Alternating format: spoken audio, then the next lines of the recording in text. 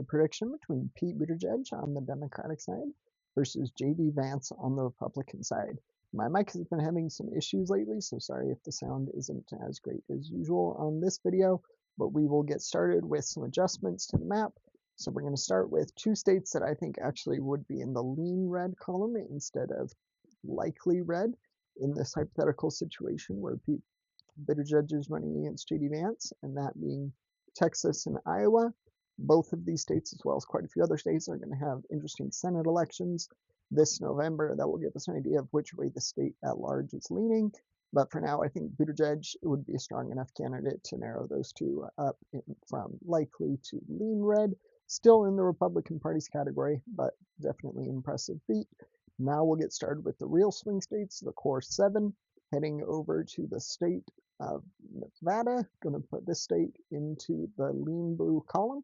I think that Buttigieg would be able to win this one fairly easily. The state did go red in 2024, which was a very impressive feat by Trump and Republicans in general. But I think many of the trends that helped that have since reversed. We'll have to see what happens during the midterms in this state as well as all of the other core swing states. But for now, that will be the call there in the state of Nevada. Heading now to the state of Arizona. Going to put this one into the tilt blue column. I don't feel quite as confident in this one going blue as I do in Nevada, but I think Buttigieg would be a strong candidate. He's definitely appeals well with moderates. He has a great way of kind of pitching democratic ideas to moderate voters. He's even gone on Fox News on a couple of occasions to try to kind of convince others.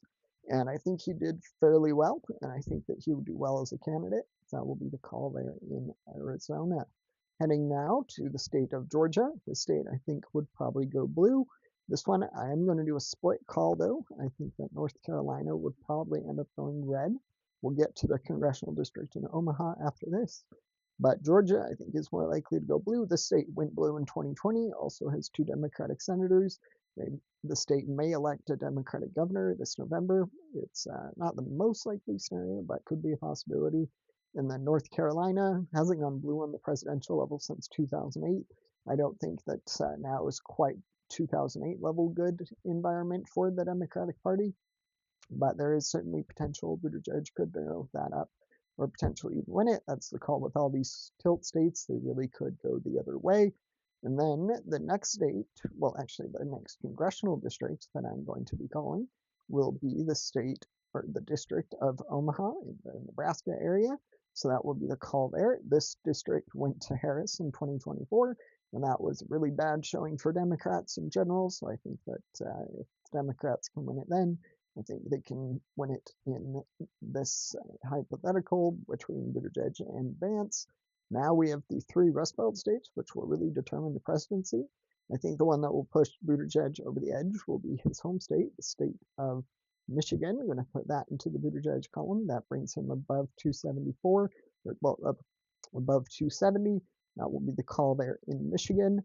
And then the 2 remaining states, Wisconsin and Pennsylvania, feel reasonably confident. I do think Wisconsin would go blue, and then I think Pennsylvania is probably J.D. Vance's best hope. But in this scenario, if the other 2 are voting blue, generally all 3 vote together, and that will be the call there in the state of Pennsylvania. Going to put those 3 into the Democratic Party's column. That brings Pete Buttigieg to 303 electoral college votes to J.D. Vance's 235. Don't forget to like and subscribe. Thanks. Bye.